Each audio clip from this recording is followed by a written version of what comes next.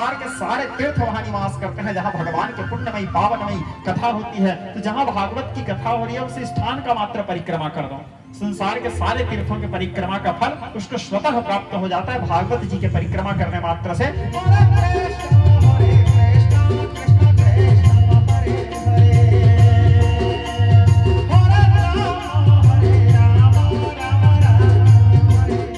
तो hello and जय जोहार दोस्तों, मेरा नाम है विकास कुमार और आप लोग देख रहे हैं सुरभि विकास ब्लॉग्स। तो दोस्तों अगर आप लोग भी भाटापारा या बलौदाबाजार जिले से है तो आपके लिए एक बहुत ही बड़ी खुशखबरी है, क्योंकि हमारे भाटापारा शहर में आए हुए हैं बहुत ही फेमस आचार्य पंडित युवराज पांडे जी, जिनका आपने ये वाला पचरा सुना होगा दोस्तों।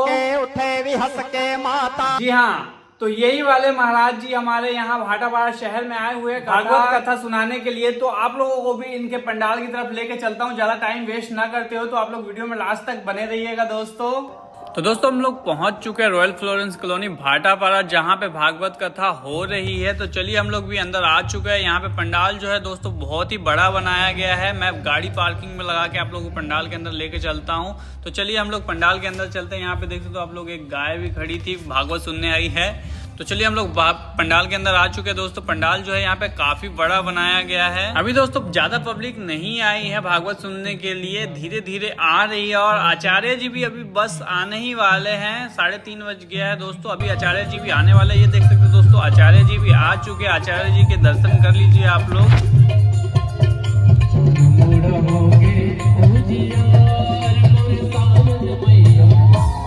तो दोस्तों आचार्य जी ने आने के बाद सबसे पहले यहाँ पे पूजा अर्चना की, जैसा कि आप लोग स्क्रीन पे देख पा रहे हैं। पूजा अर्चना करने के बाद इन्होंने भजन से शुरू किया।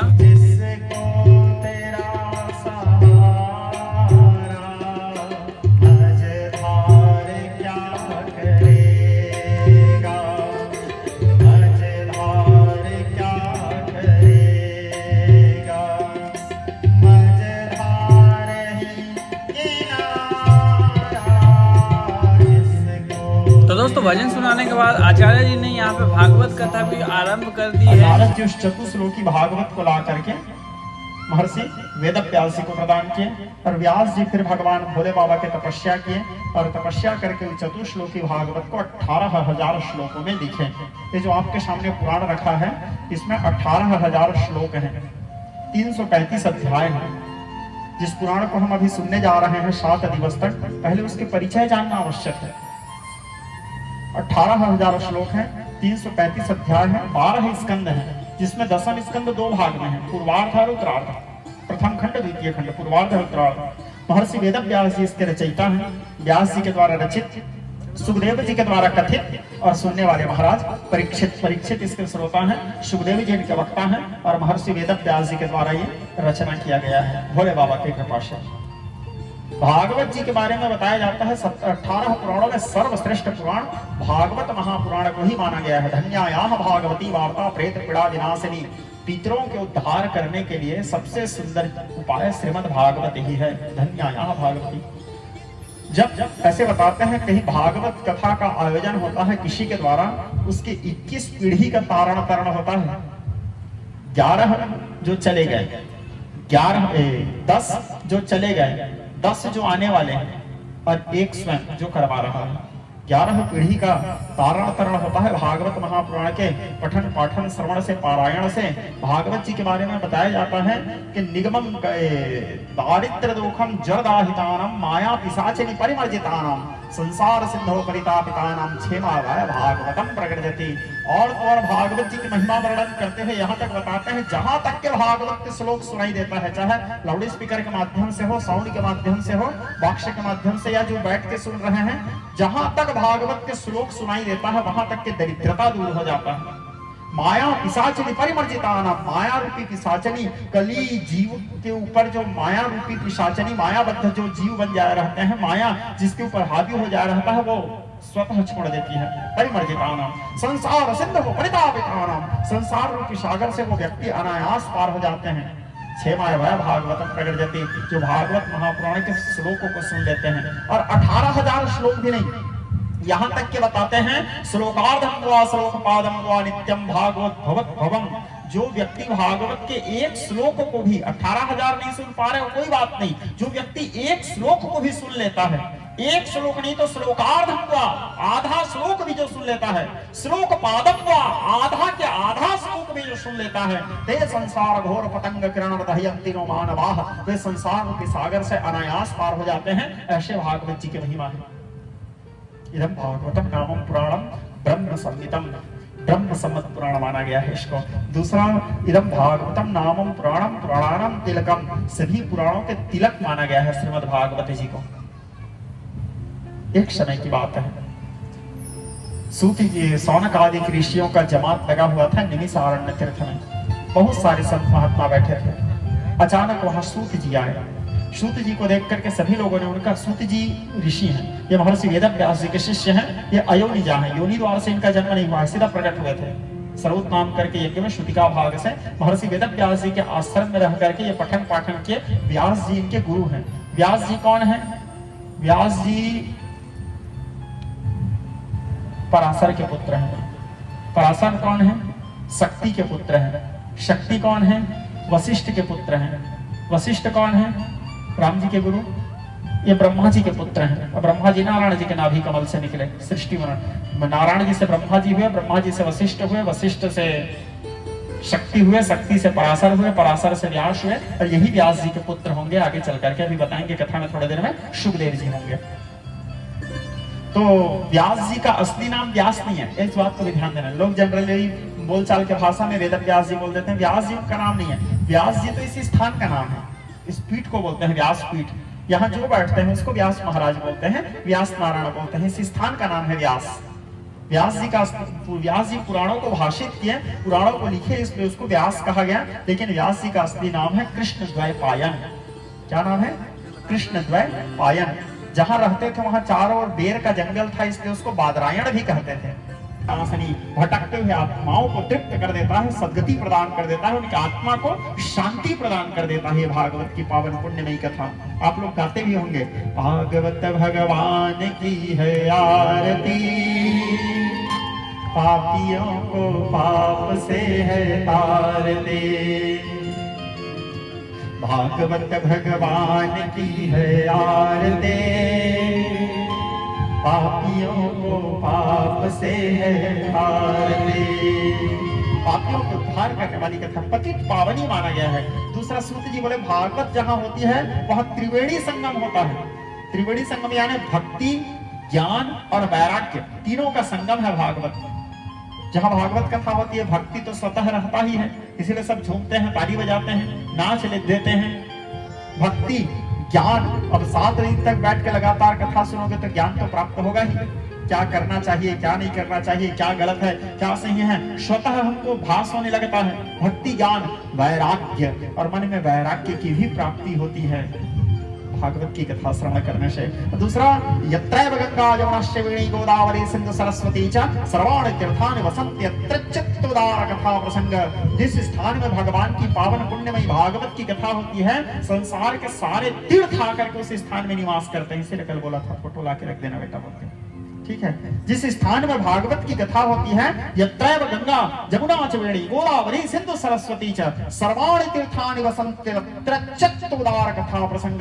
जिस स्थान में भगवान की कथा होती है, भागवत की कथा होती है, इस संसार में जितने तीर्थ हैं, संसार के सारे तीर्थ आकर के व्यासपीठ के सामने निवास करते हैं, भागवत कथा स्थल में निवास करते हैं। देखो, संसार में जितने तीर्थ हैं, हम सभी तीर्थों का तो भ्रमण नहीं कर सकते, चाह के भी नहीं कर सकते, क्योंकि समस्त भारतवर्ष में इतने तीर्थ हैं। कुछ तीर्थ तो भारत से बाहर भी हो गए हैं, हालांकि पहले अखंड भारतवर्ष के अंदर आते थे, तो कुछ भारत से बाहर हो गए हैं। तो समस्त तीर्थों का तो हम भ्रमण नहीं कर सकते। नहीं कर सकने के पीछे कारण ये है, सबसे पहले तो धनाभाव। सब तीर्थ घूमने के लिए पैसा भी तो चाहिए। चलो यदि धन हो भी गया, समयाभाव, उतना समय नहीं है, पूरा घूमते ही रहोगे तो कमाओगे खाओगे कब? अपनी धंधा व्यापार कैसे देखोगे? पैसा हो भी गया, पहला तो पैसा, दूसरा पैसा है तो भी समय नहीं है, और समय भी यदि है, पैसा भी है, हाथ पैर काम नहीं करता। शरीर, हमारे बहुत सारे तीर्थ तो बड़े बड़े पहाड़ों के ऊपर में है, उतना ऊपर तो चढ़ने में आप लोग बैठ जाओगे 10 सीढ़ी चढ़ के। तो समस्त तीर्थों को हम चाह के भी भ्रमण नहीं कर सकते। तो ऐसी स्थिति में बताया गया है जिस स्थान में भगवान की कथा हो रही हो, भगवान शंकर माता पार्वती से रामचरितमानस में कहते हैं, गंग जमुना गोदावरी सिंधु सरस्वती संग सकल तीर्थ तह बसत हैं जहां हरि कथा प्रसंग। संसार के सारे तीर्थ वहां निवास करते हैं जहां भगवान के पुण्यमयी पावनमयी कथा होती है। तो जहां भागवत की कथा हो रही है उस स्थान का मात्र परिक्रमा कर दो, संसार के सारे तीर्थों के परिक्रमा का फल उसको स्वतः प्राप्त हो जाता है भागवत जी के परिक्रमा करने मात्र से, क्योंकि संसार के सारे तीर्थ वहां निवास करते हैं। ऐसे बताया जाता है हमारे पुराणों में, हमारे संतजन हमारे विज्ञजन बताते हैं। तो सूत जी बोले, ऋषियों ये जो भागवत की कथा है यही कलयुग के जीवों को उद्धार करने में। तुम लोगों को एक पुराना इतिहास बताता हूं बोले, और पुराना इतिहास बताते हुए बोले एक समय की बात है, एकदा नारदो योगी, एकदम ध्यान से समझना। एकदा सूत जी बता रहे हैं शौनकादिक ऋषियों को निमिषारण्य तीर्थ में, एकदा नारदो योगी प्राण कंछा प्रटम विधिमाम लोक मृत्य लोक मुपागतः।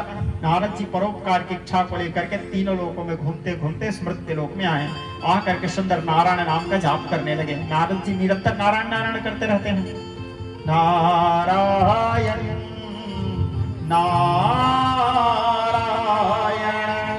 श्रीमन्नारायण नारायण नारायण भजमन्नारायण नारायण नारायण नारायण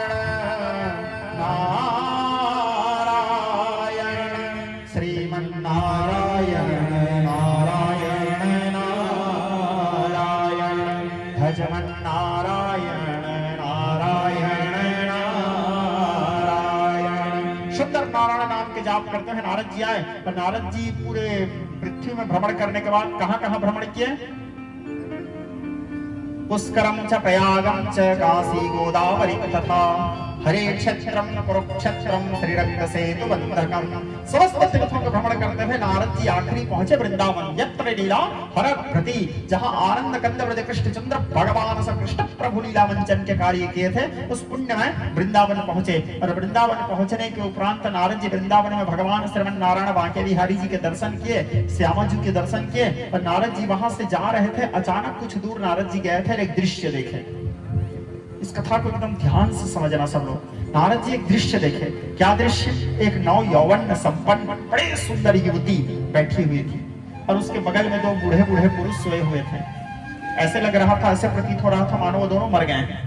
और उसके बीच में वो नव यौवन संपन्न सुंदर युवती बैठी हुई थी और बैठ करके रो रही थी। नारद जी गुजर रहे थे, उस दृश्य को देखे तो वो युवती नारद जी को देखती है, और नारद जी को गुजरते देख करके कहती है, हो साधु क्षणतिष्ठ मम चिंता विनाशय। है साधु, थोड़ी देर ठहरिए और थोड़ी देर ठहर करके मेरी चिंता को आप दूर कीजिए। तब नारद जी आए उनके सामने। नारद जी आकर के वो जो सुंदर युवती थी, महिला थी, उससे नारद जी कहते हैं, देवी को अस्तित्वं विमोचनार्य को पद्मलोचना वद देवी सरिस्तारम स्वस्य दुःखस्य कारणम। ए देवी, तुम कौन हो तथा तुम्हारे सामने सोए हुए ये दोनों पुरुष कौन हैं? अपने दुख का कारण बताओ। तो वो देवी कहती है, वो महिला कहती है, वो नारी कहती है, किनसे? नारद जी से। अहम भक्ति ऋतिख्याता ज्ञान वैराग्य इमं सुताओ, मेरा नाम भक्ति है तथा ये दोनों मेरे पुत्र हैं, एक का नाम है ज्ञान, एक का नाम है वैराग्य। नारद जी को बड़े आश्चर्य हुआ, माँ जवान बेटा लोग बूढ़े, ऐसे कैसा हो सकता है? जबकि नियम से बेटा जवान होंगे तो माँ वृद्ध होगी। नारद जी बोले मैं समझ नहीं पाया। तो फिर वो महिला कहती है, वो भक्ति कहती है कि मेरा जन्म हुआ, जन्म होने के बाद यत्र तत्र भ्रमण करते करते मेरा अवस्था बढ़ता गया, वृद्ध अवस्था आता गया। जब मैं वृंदावन पहुंची तो वृंदावन पहुंचने के बाद मैं तो नव यौवन संपन्न हो गई, लेकिन मेरे दोनों पुत्र बूढ़े होकर के मूर्छित हो गए, मृततुल्य अवस्था में प्रवेश किए। हम लोगों की अवस्था से परिवर्तन का कारण क्या है नारद जी, और मेरे बेटा लोग ठीक कैसे होंगे? नारद जी बोले, देखो देवी, कलयुग के आगमन होने से ज्ञान और वैराग्य धीरे धीरे विलुप्त होने की कगार में है। कलयुग के आगमन होने से धीरे धीरे ज्ञान और वैराग्य विलुप्त होने के कगार में है। आज पूर्ण रूप से ज्ञान किसी के पास नहीं है, वैराग्य तो किसी के पास है ही नहीं। काम, क्रोध, मद, लोभ, दंभ, कपट, पाखंड सबके अंदर में भरा हुआ है। मुंह खोलते हैं तो झूठ बोलते हैं। पाप परायण सब नर नारी, प्रत्येक व्यक्ति सभी प्रकार के पापों में लिप्त हैं। तो ज्ञान और वैराग्य धीरे धीरे विलुप्त होने जा रहे हैं, इसलिए दोनों मूर्छित हो गए हैं, मृततुल्य अवस्था में हैं। लेकिन वृंदावन में क्या है, भगवान कृष्ण लीला किए हैं, माखन चोरी किए हैं, मटका फोड़े हैं, गोपियों के साथ दिव्य प्रणय किए हैं, अनेक प्रकार से लीला किए हैं भगवान से कृष्ण प्रभु।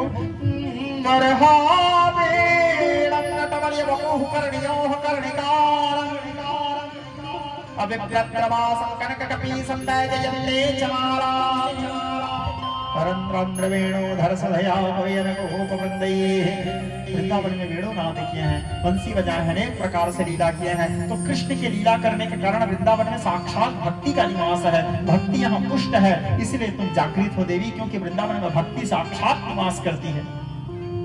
तो नारद जी से बोले ये मेरे दोनों पुत्र कैसे ठीक होंगे? तो नारद जी अब उन दोनों को जागृत करने के लिए अनेक प्रकार के वेद मंत्रों का पाठ किए, अनेक प्रकार के उपनिषदों का पाठ किए, अनेक प्रकार के शास्त्रों का पाठ किए, फिर भी उन लोगों में कोई चैतन्यता नहीं आया, जैसे पड़े थे, जैसे सोए थे वैसे ही सोए थे। तब नारद जी बोले देवी तुम चिंता मत करो, मैं तुम्हारी चिंता दूर करने का कोई उपाय करता हूँ, तुम्हारे दुख दूर करने का कोई उपाय करता हूँ, और परमात्मा के ऊपर भरोसा रखो ना। वो परमात्मा जो है बोले पालिता गोप सुंदरी कृष्ण पापिनों गता, जब गोपियों के ऊपर संकट आया था तो कृष्ण ने उनका रक्षा किया था। द्रौपदी च परित्राता ये न कौरव कृष्णरा, जब द्रौपदी के ऊपर संकट आया था तब उन्होंने रक्षा किया था। अंतर्जले ग्राह गृहीत पादौ विलोक बिलकष्ट समस्त बंधो, तदा गजेंद्रो नितरां जगादं गोविंद दामोदर माधवेति। जिस समय गजेंद्र के ऊपर संकट आया था भगवान आकर के गजेंद्र की रक्षा किए थे, आज तुम्हारे ऊपर संकट आया है, तुम क्यों चिंता करते हो देवी? तेरो ही प्रताप से हरि ने त्रैलोक रची, तेरे ही प्रताप संताप तापहारी है, तू तो सदा प्राणन ते प्यारी, ब्रजराजन को कौन काज आज तुझे कृष्ण ने विसारी है, तू चिंता क्यों करती है? भगवान तेरे से बहुत प्रेम करते हैं भक्ति,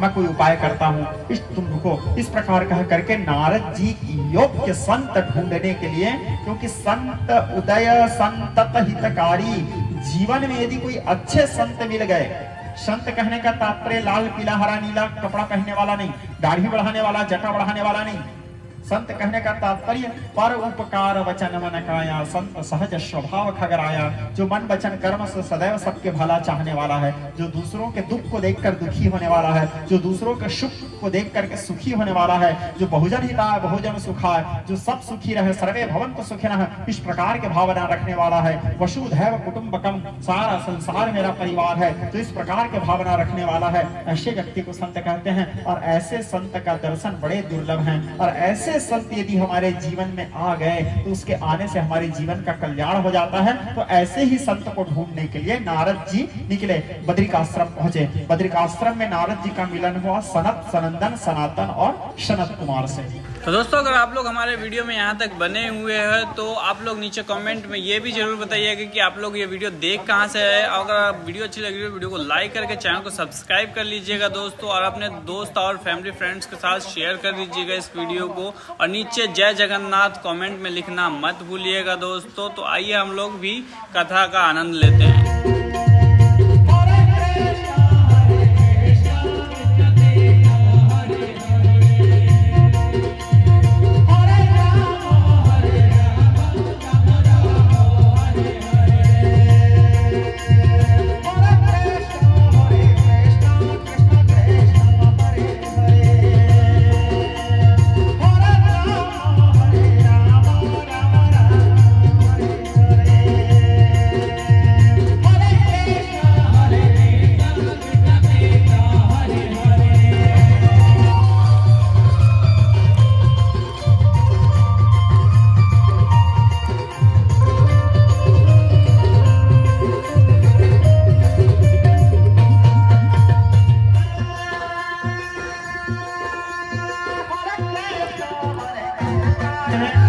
खा जा रहे हैं, कबूतर को खा जा रहे हैं, तो आपको क्या मतलब जी दिखावा का जिंदगी?